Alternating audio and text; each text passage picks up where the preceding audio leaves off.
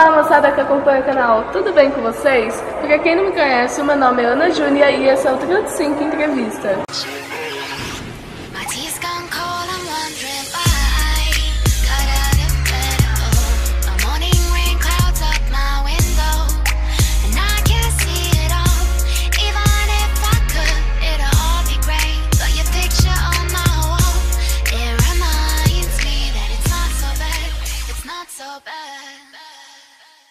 E na entrevista de hoje eu tô aqui com essa pessoa maravilhosa, a Sheila. E Sheila, antes de qualquer pergunta, assim como a Mama Flosh, que ela mandou uma pergunta que eu vou falar antes. Sheila, você é incrível, mas como se pronuncia o seu sobrenome? Como você pronunciaria meu sobrenome? Eu... Se você não tivesse como me perguntar. Friedhofer. Vou te falar, você complicou mais do que precisava. Friedhofer. Friedhofer. Você nem fala o H é mudo. Friedhofer. É. Assim que fala, então? Assim que fala. Antes de ir para as perguntas, eu queria agradecer a oportunidade de estar aqui te entrevistando. Imagina, eu que te agradeço. Para mim é uma oportunidade incrível. Você quer falar alguma coisa pro pessoal que está te assistindo? Eu quero falar que eles têm 3 câmeras. Tem 3 câmeras. Achei muito chique. O tamanho dessa menina são 3 câmeras. 3 câmeras. É muita câmera para uma pessoa só. É muita câmera. Parabéns. Muito obrigada. Sheila, como tudo começou? Como você começou essa carreira de atriz e improvisadora? Bom, eu fiz meu primeiro curso de teatro, eu tinha 17 anos. Eu sempre gostei de teatro, eu ia no teatro desde pequena. Meus pais me levavam bastante no teatro. Aí na adolescência, antes de fazer teatro, eu continuava indo muito no teatro, como plateia. Mas eu nunca achei que eu fosse ter coragem de fazer um curso. E aí, com 17 anos, eu tomei coragem, porque um grande amigo meu, Guilherme, beijo, tomou coragem de ir comigo, assim. Ele falou, não, você quer ir? Você quer alguém pra ir com você? Eu vou com você. E não tinha nada a ver com ele. Na época ele fazia biologia, fazia umas coisas dificílimas. E ele foi fazer teatro comigo. Daí eu fiz esse primeiro curso, que foi a primeira vez que eu fiz qualquer coisa no palco. Aí depois eu fui fazer faculdade de publicidade e estava no grupo de teatro. E grandes atores saíram desse grupo de teatro. E depois depois que eu fui fazer o curso profissionalizante de teatro, e depois que eu fui para a USP, para a EAD, Escola de Arte Dramática, para estudar teatro seriamente, assim, já falando, não, então eu quero fazer teatro. Foi isso. Você se lembra da sua primeira apresentação? Como é que você se sentiu? Foi essa que eu te falei, né? Desse primeiro curso que eu fiz com 17 anos. Eu me senti muito bem.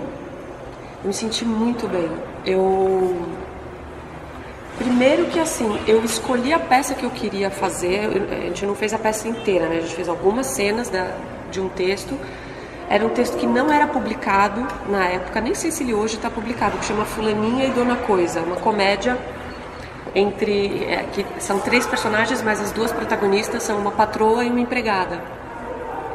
E eu amava a personagem da empregada, amava. Eu tinha assistido essa peça que é da Noemi Marinho, e o texto não estava publicado. Eu falei, onde que eu vou achar? Não achava em biblioteca, não achava em lugar nenhum. E a mãe de uma amiga minha era amiga da Noemi Marinho. Nossa. Aí ela ligou pra Noemi Marinho e falou, ai, nossa, desculpa te pentelhar, mas tem a amiga da minha filha queria muito seu texto para ela fazer no curso de teatro dela. Aí eu lembro que minha mãe me levou de carro para buscar o texto. Eu peguei o original, ela me deu na mão, assim, o original datilografado na máquina de escrever, você nem sabe o que é isso. Sei. E aí eu fui, já não é nem do meu tempo mais, né? Aí eu fui, tirei uma cópia e devolvi para ela no mesmo dia. E foi incrível, porque primeiro que ela me deu essa honra de me deixar fazer o texto dela, me entregar o original na mão. E eu tinha uma companheira de cena, Gabriela, que era fantástica. E eu me senti muito bem, assim, ali eu senti pela primeira vez que eu poderia talvez fazer comédia, porque as pessoas deram risada, porque teve uma troca muito boa. Teve uma troca, teve uma coisa boa ali, e era só a nossa primeira vez, então eu fiquei muito feliz. O que é o improviso para você? O improviso para mim é uma parte do teatro, mas ao mesmo tempo tá presente em todo o teatro. Porque por mais que a gente faça um texto, um espetáculo que não seja de improviso, você tem que estar ligado, tem que estar vivo o tempo inteiro, porque coisas podem acontecer. E na minha vida, nem sou tão velha, mas assim, já aconteceu tanta coisa em espetáculo que não é de improviso, que se você não está esperto, não está ligado, você não consegue lidar com o inesperado. Então, assim, eu comecei meu primeiro contato com o improviso foi na escola de teatro, mas não esse improviso que a gente fala mais hoje, né, de espetáculos de improviso. Foi como uma técnica de atuação, ou um recurso para você ser um melhor ator, para você estar ligado e tal. Aí depois que eu fui ter contato com o improviso como o fim em si mesmo. Com os espetáculos, né, com os jogos de improviso, com outros espetáculos de long form, com espetáculos de outros países, que tem formatos diferentes que a gente nem imaginava por aqui e tal. Então, o improviso engloba muita coisa, eu acho. E você lembra de alguma apresentação fora dessas, de improviso mesmo, na qual você teve usar e... Fora de jogos? Fora de jogos. Putz, muitas coisas. Bom, as Olívias, o meu grupo, a gente estava uma vez num teatro fazendo o nosso espetáculo o espetáculo termina com um número musical, uma paródia que a gente termina o espetáculo ali em cima, assim, é um número que a gente adorava fazer e tal. E a gente estava nesse teatro que estava recém-reformado, tudo bonitinho ali e tal, e aparece uma barata no meio do palco, assim, e não tinha como esconder porque toda a plateia viu. Aliás, quem avisou a gente foi uma pessoa da plateia, falou, uma barata! Aí as quatro, assim, bateram o olho no chão, viram uma barata desse tamanho. Deus. E aí a Mari Armelini tentou dar um pisão na barata, assim, no meio da música, a gente cantando e tal, ela tentou dar um pisão. E aí, a barata, a pior coisa que pode acontecer, a barata foi pra plateia. Ela acabou não pisando, ela acabou chutando a barata foi pra plateia, virou uma comoção. A gente achou que as pessoas iam derrubar o teatro, as pessoas começaram a gritar e tal, não sei o quê. Aí a gente falou, e agora? E eu tava tentando renegar um pouco aquilo que estava acontecendo, eu ainda estava lutando um pouco contra a situação, estava meio tentando fingir que nada estava acontecendo, não parei de cantar, não parei de dançar. Mas quando foi pra plateia, aí de repente um cara, eu tô te falando um improviso que não foi nem só meu, né? Foi um improviso coletivo, na real. Porque aí um cara na plateia, porque a namorada dele ficou louca, começou a gritar, esse cara pegou e numa pisada só, pá! Ele matou essa barata. Aí as quatro saíram assim em direção ao cara, a gente desceu as escadinhas do palco, fomos em direção a ele, assim, a gente começou a cantar pra ele, meio alisando ele e cantando em homenagem a ele e tal. Nunca vou esquecer o nome dele, Paulo. Meu Deus. Obrigada, Paulo, você salvou nossa vida. Mas teve várias coisas, tipo, eu já caí do palco, eu já tive que lidar com gente falando junto no espetáculo, então tem... É complicado. Mas assim, é complicado, mas às vezes não atrapalha tanto. Às vezes a pessoa tá tão envolvida que existe ali um pequeno momento de silêncio e porque ela tá muito entretida com aquilo e tá completamente focada na história, ela acaba soltando uma palavra, um desabafo, uma torcida, qualquer coisa assim. E comigo acontece bastante isso no espetáculo das Olívias, o mais recente, o Riso Nervoso, que tem uns momentos de muito silêncio, numa parte que eu faço, que as pessoas geralmente soltam algum comentário, alguma coisa.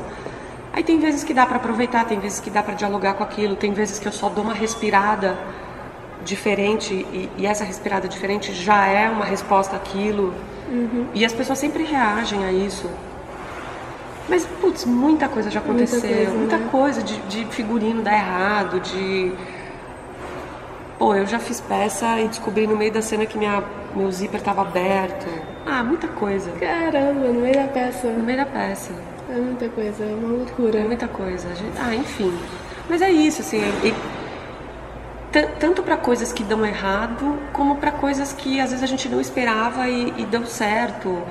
A gente acerta a entonação de uma fala de um jeito que a gente nunca acertou antes, ou quem está contrastando com você te dá uma fala de um jeito que ela nunca deu antes e você compreende a coisa de um jeito diferente e dá outro sentido. Então você tem que estar aberto para isso. Então, Sheila, conta uma novidade pra gente. Você tem algum projeto, alguma coisa em mente ou em andamento? Eu pretendo pagar meus boletos todos em dia, porque se atrasar complica. Complica. Nossa, não, ó, quando você tiver a minha idade, você vai ver que seu maior projeto vai ser pagar seus boletos. Não é? Você conseguindo pagar seus boletos em dia, tentando fazer o mínimo de dívida possível, parcela o mínimo de coisa possível, guarda seu dinheiro, compra as coisas tudo à vista, entendeu? Esse é um bom projeto. Obrigada pela dica. É uma dica de ouro, essa dica que meu pai me deu, eu tento seguir. Mas a gente tem umas coisas que a gente quer fazer com as Olívias, um espetáculo novo, mas que a gente está para fazer um espetáculo do zero, muita coisa tem que acontecer, muitos fatores têm que se concretizar, dinheiro inclusive, daí os boletos. E tem coisas que a gente está escrevendo também para outros meios que não o teatro. Tem projeto meu que eu quero fazer sozinha, mas eu sou um pouco preguiçosa, eu também acho que eu não vou saber como fazer, então tem todas umas crises assim, pessoais, de você falar, ai meu Deus, eu não vou dar conta, enfim. Mas é aos poucos. Aos poucos, né? Tenho aí quantos anos de vida, será que ainda tenho? Eu não posso te dizer, mas... Pois é, eu vim aqui pra você me dar essa resposta e você nada. Poxa, vacilei então. Vacilou.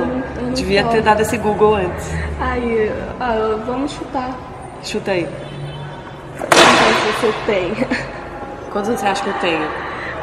Não faz essa pergunta. Não, se você falar mais eu não vou ficar chateada. 30. Oh, amor. Já passou? Passei faz tempo. 35. Oh, amor. Mais que 35. Você Mais não tem cara de quem tem mais 35. Uma princesa. 38. Mais. Não, você não tem. 39. Mais. 40. 40. Tem 40? Tem 40. Você quer ver meu RG?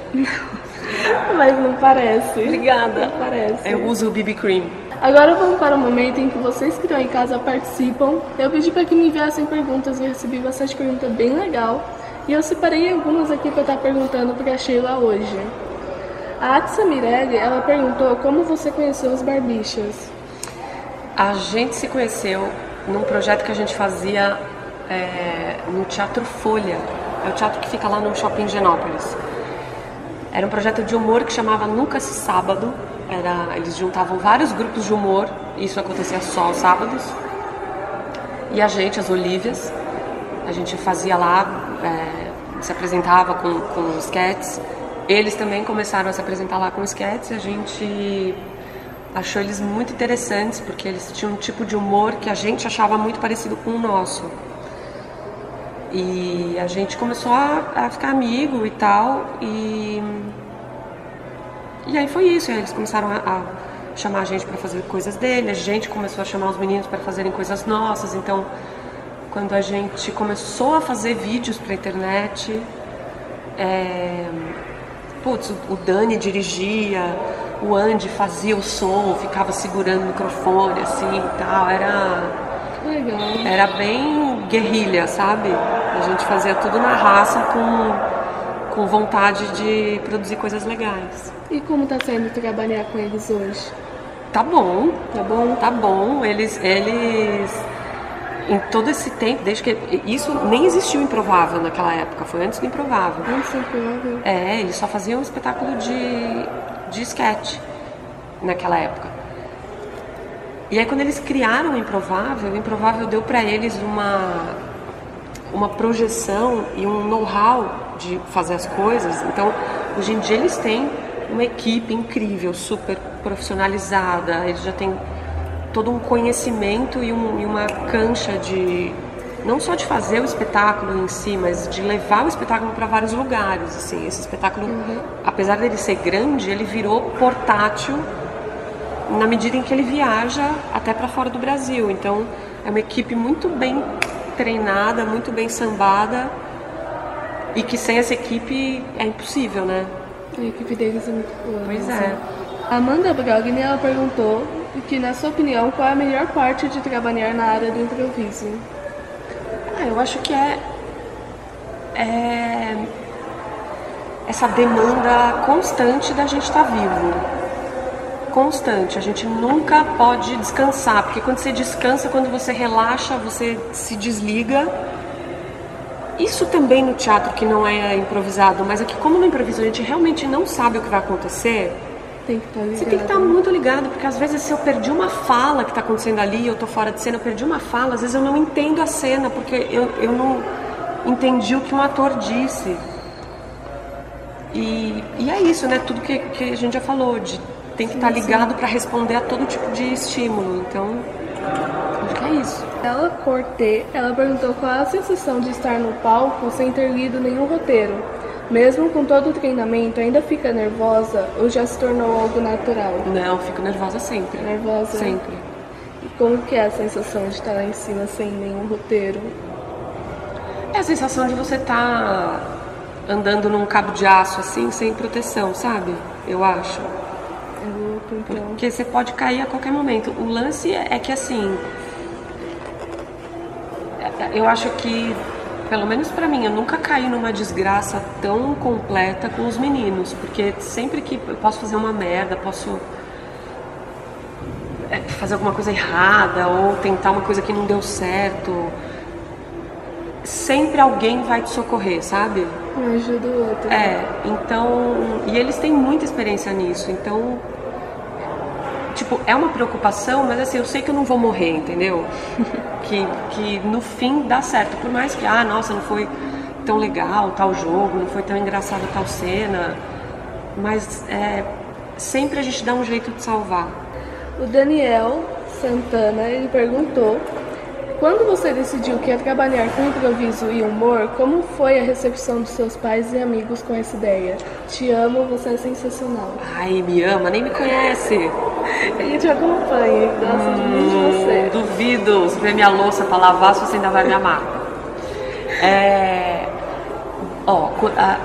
Como é que é? Como foi a reação dos meus pais? Isso, os seus pais e amigos. É porque assim, não chegou um momento que eu falei, vou trabalhar com improviso. O improviso foi acontecendo. O que eu decidi primeiro foi, vou trabalhar com teatro. Então, quando eu decidi que eu ia trabalhar com teatro, eu tinha acabado de me formar em publicidade. Eu tinha uma oferta de emprego bem legal na minha mão, assim. Que aí eu fui ter a conversa com os meus pais, falando, olha, eu tenho essa oferta de emprego, mas eu vou ter que recusar. Aí meus pais caíram pra trás. Como assim? Poxa, pois é, porque eu sei que eu não vou ser feliz, eu vou acabar pirando se eu for fazer um negócio que eu sei que eu não vou gostar, que não vai ter a ver e tal. Eles ficaram bem chateados, ficaram decepcionados, mas eles nunca me culparam. Eles sempre me apoiaram. Sempre te apoiaram. Sempre. Né? Porque pai apoia, não apoia? Pai apoia. A mãe não apoia? Demais. Apoia. Maravilhosos. E é isso. Eu acho assim que eles sempre ficaram muito preocupados, porque a vida de ator não é fácil, não é simples. A gente tá sempre... Pô, eu não sei o dia de amanhã, entendeu? Eu não sei o que vai acontecer, eu não sei se eu vou conseguir trabalhar tanto quanto eu pretendo. Eu não sei como que vai estar o mercado daqui a uns anos, entendeu? A gente não sabe de nada, a gente vai meio fazendo passinhos curtos pra pagar os boletos. Pra pagar os Entendeu? boletos. Mas só que nisso a gente leva uma vida mais feliz. Eu acho que eu sou muito mais feliz do que eu seria tendo uma profissão que um dia eu achei que seria a minha, mas depois eu fui vendo que não era, não tinha a ver. Então a reação deles não foi muito boa por uma preocupação, mas eles nunca deixaram de me apoiar. Então beijo pai, beijo mãe. Esses dias, ela perguntou quais pessoas você admira no improviso e na comédia brasileira. Ai, gente, é que é muita gente. Bom, não vou nem falar dos meninos, né? Claro que eu admiro eles muito porque a gente tá... Eu trabalho muito com eles, aprendo muito com eles. Gente, eu admiro tanta gente no Brasil, todo mundo, Balas, o Marcão, a Rena. É trovão, é chuva, fogos. É trovão, é tudo. Mas então, o que eu tava falando? Dos improvisadores. Eu falei Balas, né? Falei Marcão, falei a Rena, falei o Cezinha, e tem essa galera toda que improvisa na música, então o Andrés, bom, o Gustavo Miranda, né? A gente não tem nem o que falar. O Miranda é maravilhoso. Então o Andrés, o Álvaro Lages, quem mais? O Dani Tausi. Gente, todo mundo, todas as pessoas que trabalham comigo, assim, né? Todas as Olívias todas, todo mundo do Improvável, Rafa Pimenta, Tamara Borges, todo mundo. Com certeza vou estar esquecendo muita gente, né? Eles são muito incríveis. O José Luiz, todo mundo, a galera que nem é daqui, então tem tanta gente, os americanos todos que vieram antes da gente e abriram o caminho pra gente conhecer coisas que a gente também não conhecia, toda a galera da América Latina, os espanhóis. É muita gente, porque assim, as pessoas que continuam trabalhando, que estão fazendo coisas, são pessoas que eu admiro, primeiro porque estão persistindo, e segundo, porque foram ficando melhores a cada dia justamente porque persistem. O Ed TV, ele perguntou qual foi o maior mico que você já pagou no palco? Eu já contei isso outras vezes. Teve uma vez que eu caí do palco. Acho que esse só não foi o maior mico da minha vida, porque quando eu caí estava escuro, ninguém viu. Então eu vou passar para outra história. Em cima do palco? Sim. Literalmente? Não era um palco alto, era um palco baixinho, tipo, sei lá, assim, quanto é isso? 60 centímetros, 50? Não sei. Caí. Mas estava escuro, então as pessoas não viram, elas ouviram. Eu acho que o maior mico que eu paguei... Teve um mico coletivo maravilhoso que foi com as Olívias, mas a gente conseguiu transformar esse mico numa coisa fantástica, então eu nem vou contar como mico. Eu acho que o maior mico que eu paguei foi eu na plateia, não era nem eu no palco. Você na plateia? Pois é. Aconteceu? Eu estava assistindo uma leitura dramática. Não sei se você sabe o que é uma leitura dramática. É quando não é um espetáculo em si. Teoricamente, os atores estão sentados em cadeiras no palco, ou até fazem algumas movimentações, mas eles estão lendo o texto, porque é só vamos contar essa peça, a gente ainda não tem ela encenada, mas a gente vai ler para imaginar como ela seria. Que legal. Isso é muito legal. Aí tem uma companhia de teatro que eu admiro muito, que eu desde a minha formação, que é a Companhia do Latão, que é daqui de São Paulo. Eu fui assistir uma leitura de um espetáculo da Companhia do Latão que nem estava muito leitura, eles estavam mais encenando do que... Acho que eles não estavam nem lendo, era meio que uma desculpa para chamar uma coisa que não foi tão bem ensaiada, que estava meio em processo de leitura. Aí beleza, tava lá assistindo e eu pagando um pau para eles, assim, porque eu gostava muito deles, muito, muito, muito, ainda gosto. E achando tudo máximo e tal, e aí de repente um dos atores, que é meu amigo, o Heitor Goldfluss, vira durante essa leitura e fala para a plateia assim: alguém aqui gostaria de levantar e ajudar a gente nessa situação? Aí eu, que fazia aula de palhaço com a Cristiane Pauliquito, pensei numa coisa que ela sempre fala, que ela fala: nunca se arrependa das coisas que você faz, só se arrepende daquilo que você não fizer.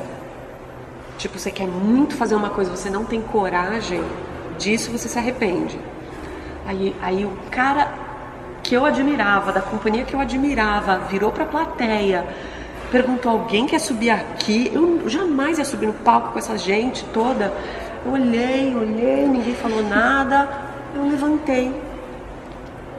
E aí, ele simplesmente virou de costas pra mim e voltou pra cena. E eles continuaram. E eu fiquei parada ali, e todo mundo me olhando, e assim, eu me senti muito humilhada, sabe? Aí eu sentei, demorei um tempo pra voltar a entender, assim, o que estava acontecendo. Aí a peça continuou, né? A leitura continuou como se nada disso tivesse acontecido, e eu só fiquei, caralho! E no fim, terminou, nada aconteceu. Aí fui falar pro Heitor, falei: Heitor, o que foi aquilo? Aí ele falou: poxa, na verdade a gente não achou que ninguém ia levantar. Aí eu falei: eu tô de pé lá. Tipo, e a Companhia do Latão é uma companhia que eles trabalham muito com teatro épico, que é uma modalidade do teatro que trabalha com distanciamento, ela não tá, super envolvidinha na história a ponto de o que está acontecendo na plateia não interessar. É um pouco parecido com o improviso, nesse sentido, mas assim, é muito mais complexo que isso, mas é um teatro onde os atores são, além de atores, eles são narradores da história. Então, por isso fazia muito sentido eles virarem para a plateia e perguntarem se alguém queria ajudar. Então não era uma coisa absurda. Por isso que eu falei: nossa, minha chance. E aí ele falou: a gente não estava esperando que alguém levantasse. Eu falei: meu, não acredito, cara. Fiquei a peça inteira sem entender mais nada. Eu falei: pô, como que vocês estão... E aí, esse foi foi a minha única decepção com a Companhia do Latão. Que foi: como que vocês propõem uma coisa pra plateia, já subestimando a plateia, achando que ela não vai topar. Verdade. Foi minha única decepção, assim. O Brendo Vicente, ele perguntou qual o jogo que você mais gosta e por quê, do Improvável. O musical. O musical, por quê? Porque eu amo cantar. Eu acho muito divertido. E eu acho o musical... Eu acho ele... Bom, não sei se mas eu acho que ele é um dos jogos mais perigosos. Mas esse é um jogo perigoso do qual eu não tenho medo. Eu tenho medo de vários jogos que eu acho perigosos. Sei lá, putz. O Guilherme Alves, ele perguntou qual o jogo mais difícil. Então, né? Sei lá, eu acho... Mortes eu acho difícil. Tinha um que a gente... Eu nem sei se os meninos ainda jogam, que era o... Anoitecer ou Amanhecer que chama? Acho que não tem nenhum dos dois. Acho que não fazem. Ixi, gente. Mais. Então, não fazem ou mais, tem mas... outro nome. Ou Anoitecer ou Amanhecer. Aquele não que apaga a luz mais. e você tem umas lanternas. Não sei o nome do jogo, gente. Mais. Enfim, acho difícil. Frente e trás, acho difícil. Eu acho vários jogos difíceis. Vários. A Ana Lígia, ela perguntou qual profissão você seguiria se não fosse do ramo artístico? Hoje em dia, ou tipo lá atrás? Hoje em dia. Hoje em dia. Eu odiaria qualquer outra profissão. Quer dizer, não sei se eu odiaria qualquer outra profissão. É que outras profissões que eu penso também envolveriam a área artística. Mas alguma coisa que não teria nada a ver com arte... Tem uma coisa que eu acho que eu seria boa, mas eu também acho que não seria feliz. Eu acho que eu seria uma boa advogada. Advogada? Eu nunca fiz direito, nunca fiz nada, mas assim, tem várias coisas, tipo na nossa empresa, nas Olívias, que são tarefas de advogado que eu acabo fazendo por uma necessidade da vida. Então eu acho que eu seria uma boa advogada. E também porque eu sou muito fascinada em séries de crime. Qual você assiste? Acabei de assistir a segunda temporada do Making a Murderer na Netflix. Eu já ouvi falar, eu nunca assisti. Eu tô maluca nessa série, daí eu tô ouvindo uns podcasts de crime, de coisa. Eu tenho uns amigos que gostam de discutir essas coisas de crime. Melhor ainda. Mas é que é isso, né? O direito tem essa parte criminal, mas tem uma parte chata, que direito tributário, direito não sei o quê, tem muita coisa. Mas acho que assim, se eu não tivesse escolha nenhuma, precisasse ser advogada para viver, senão ia ter uma faca aqui no meu pescoço, eu acho que eu seria uma boa advogada. Mas não seria feliz. Não seria feliz. Não. A Sabrina Viana, ela perguntou se você sente ou já sentiu algum tipo de preconceito por ser mulher no humor. Se você me fizesse essa pergunta um tempo atrás, eu diria que não. Porque quando eu comecei com as Olívias, a gente não sentia nenhum preconceito. O que a gente sentia era muita gente falando sobre humor feminino. A gente ficava, que diabos é isso, né? Humor feminino. Tipo, humor é humor, né? É só porque a gente é mulher, a gente tá fazendo nossa coisa aqui, nossa vida, nossa graça. Mas assim, depois a gente foi vendo, né, que muita gente acha que mulher não é engraçada, ou não pode ser engraçada, ou sei lá. Muita gente no humor acha isso, e na época a gente não enxergava isso direito. Com o tempo a gente foi enxergando isso mais, até porque, né, hoje em dia a gente fala muito mais sobre isso. Acho que o feminismo tem uma coisa muito mais estabelecida, da gente querer condições iguais, direitos iguais, e tudo igual, salário igual, tudo. Então, na época, no começo eu não sentia, hoje em dia eu vejo sinais muito mais claros. Também tem uma coisa da gente tentar, que antigamente não existia, pelo menos na minha vida, na vida das Olívias, não existia a gente tratar de assuntos feministas. A gente tratava da nossa vida e, por uma coincidência, a gente é mulher. Então, claro, você vai falar de coisas pelas quais as mulheres passam, jeitos que geralmente as mulheres veem o mundo, mas também nem toda mulher vê o mundo da mesma maneira. Mas hoje em dia a gente tem necessidade de, primeiro, não ocupar os lugares que esperam que as mulheres ocupem. Tipo, ou a bonita, a gostosa, a burra, a sem graça, a submissa. A gente não quer isso, porque a gente não é assim na nossa vida. Então a gente não quer transformar isso em arte. Sim. A gente quer justamente lutar contra isso. E então a gente tenta trazer a igualdade para aquilo que a gente faz. E Jobins, ele perguntou como começou as Olívias. As Olívias, a gente, todas nós, inclusive o Vitor, que era nosso diretor, que é nosso diretor, a gente estudava na EAD, na Escola de Arte Dramática da USP. E a gente se juntou ali, assim, não era todo mundo do mesmo ano, mas a gente tinha muita coisa em comum, a gente começou a se conhecer. É que eu já conheço a Mari há mais de 20 anos, porque a gente fez faculdade junta. Mas aí fui conhecendo a Rê, fui conhecendo o Vitor, depois entrou a Cris, e a gente começou a se juntar e a ver que a gente tinha muitas coisas em comum e querer fazer um projeto juntas, assim. A gente não sabia o que era. A gente falava, o nosso objetivo é dominar o mundo. Mas a gente começou a se reunir e ver que, nossa, o que a gente vai fazer? A gente começou a levantar umas cenas, tudo muito despretensioso. Até que a gente foi levantando cena, quando a gente viu, a gente tinha um espetáculo na mão. E desse processo muita gente participou, sabe? Não só o Vitor, que acabou virando o nosso diretor, mas a gente teve a ajuda de muita gente. Tinha um outro amigo nosso que ajudava a gente antes de existir o Vitor. Muitos amigos nossos da EAD iam assistir ensaios nossos e davam um palpite, davam opinião, falavam as impressões. Então, assim, eu considero as Olívias um trabalho coletivo num grau gigantesco. E esses nossos amigos, eles estão com a gente até hoje, assim, acompanham a gente até hoje, sentem orgulho da gente. Maravilhoso. Até hoje, parece que eles são nossos pais. E vocês estão com alguma peça em cartaz? Em cartaz em São Paulo, no momento, não. Mas nosso espetáculo Riso Nervoso tem viajado bastante. E a gente já ficou em cartaz em São Paulo, a gente já viajou bastante pelo interior, viajamos por outros estados, tanto e já não sei mais que ano a gente tá, hein? 2018.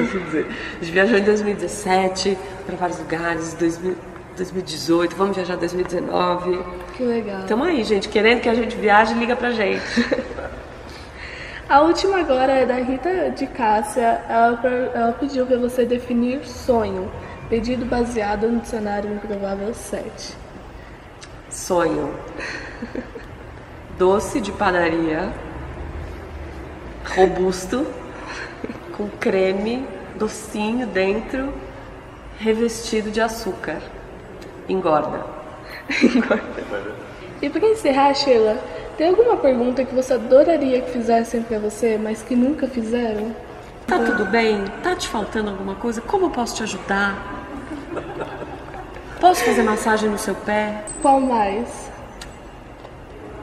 Qual o número da sua conta para eu fazer um depósito? Assim tá fácil, Posso né? fazer uma faxina na sua casa? Tem uma lista enorme, né? Tem uma lista enorme. Essa pergunta é muito aberta. Tipo, sou muito lindo e alto. Quer namorar comigo, mas assim, sem tanto compromisso, mas se a gente quiser, nosso compromisso tá ok, mas também qualquer coisa, se a gente terminar, a gente não fica inimigo? Essa é uma pergunta que nunca me fizeram. Infelizmente, chegamos no final dessa entrevista. Tudo que é bom dura pouco. Obrigada, Sheila, pela presença e pela entrevista incrível. Antes de acabar, eu queria dizer para vocês se inscreverem no canal, deixarem o seu gostei, comentarem o que você achou. Quer falar mais alguma coisa? Gente, prestem muita atenção no país nos próximos 4 anos, nos próximos 8, nos próximos 12. Vamos votar com consciência sempre. Prestem atenção no que as pessoas estão fazendo, se vocês estão sendo representados, se está indo tudo de acordo, se não tiver, guarda o nome de todo mundo que fez coisa errada, não vota de novo nessas pessoas, procurem candidatos que tenham a ver com as pautas que vocês acreditam. É isso, um conselho de tia. Isso, super importante. Quer deixar sua agenda pra galera? Minha agenda, eu não trabalho mais com agenda, eu trabalho com um iPhone só. Mentira. Não, a única coisa que eu sei assim de concreto, de data certa, é que eu vou estar em Salvador em janeiro com as Olívias. Beleza? Então o pessoal de Salvador, na Caixa Cultural. Mas e aí se a pessoa viu esse vídeo depois? Vai estar na descrição para ela poder assistir. Então na descrição, gente, Riso Nervoso. Vai deixar a agenda de vocês se assistir depois desse... Você vai pôr mesmo? Riso Nervoso, Salvador, 18, 19 e 20 de janeiro, Caixa Cultural. Vai estar tudo na descrição. Olha lá. Eu vou pesquisar para vocês, deixar tudo prontinho. Então é isso. Um grande beijo e até a próxima entrevista. Tchau!